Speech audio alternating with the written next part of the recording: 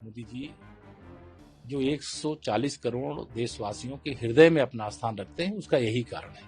उन्होंने 15 अगस्त को लाल किले की प्राचीर से इस बात का ऐलान किया था कि हम दीपावली का तोहफा देंगे, उपहार देंगे, और 15 अगस्त के बाद 3 सितंबर यानी कि 18 दिन भी नहीं बीता और 18 दिन के अंदर ही उन्होंने यह ऐतिहासिक फैसला किया और जीएसटी काउंसिल ने नया स्लैब तैयार किया।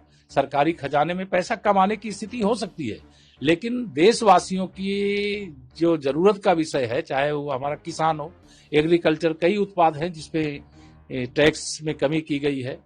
कई उत्पाद ऐसे हैं चिकित्सा की दृष्टि से जिसमें जैसे स्वास्थ्य बीमा है, जीवन बीमा है, उसमें जीरो कर दिया गया है जीएसटी। तो यह सब ऐतिहासिक फैसला लेने का काम माननीय प्रधानमंत्री श्री नरेंद्र मोदी जी के नेतृत्व वाली सरकार, हमारे देश की वित्त मंत्री आदरणीय निर्मला सीतारमण जी यही कर सकती हैं।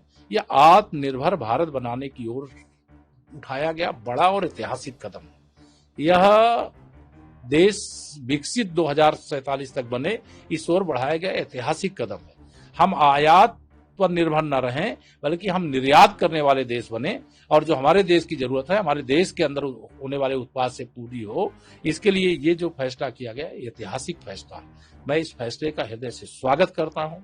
माननीय प्रधानमंत्री जी, माननीय वित्त मंत्री जी और भारत सरकार को कोटि कोटि बधाई देता हूं। इससे आम जनता को भी लाभ होगा, जो गृहस्थी चलाने वाले हैं उनको भी लाभ होगा, जो हमारा नौजवान है रोजगार के उनको अवसर भी मिलेंगे, किसानों को भी कई प्रकार से जीएसटी की जो छूट इसमें दी गई है उनको भी इसका लाभ होगा। और सबका साथ, सबका विकास और सबका विश्वास और सरकार का प्रयास माननीय मोदी जी के नेतृत्व में यह दिखाई दिया। कांग्रेस सवाल खड़े कर रही है कि कांग्रेस हताश, निराश और बनबास वह इस अवस्था में पड़ी हुई है, इसलिए जिस चीज का स्वागत करना चाहिए उस चीज का भी वो विरोध करते हैं। कांग्रेस अगर गरीब को अमीर बनाना चाहती तो मोदी जी के आने का इंतजार नहीं करना पड़ता। मोदी जी के आने के बाद 25 करोड़ लोग गरीबी रेखा से बाहर निकले। अब उन गरीबों को अमीर बनाने का काम चल रहा है, तो कांग्रेस कैसे सहन करेगी?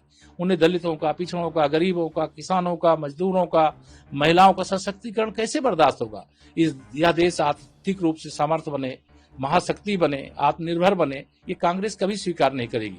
लेकिन भारत आर्थिक महाशक्ति भी बनेगा, सामरिक महाशक्ति भी बनेगा, आत्मनिर्भर भारत भी बनेगा। और यह मोदी जी के नेतृत्व में, मोदी जी के विजनरी नेतृत्व में पूरी दुनिया मोदी जी पर भरोसा करती है। कांग्रेस जो भारत विरोधी शक्तियां हैं उनके साथ मिली रहती है, इसलिए इस प्रकार की बात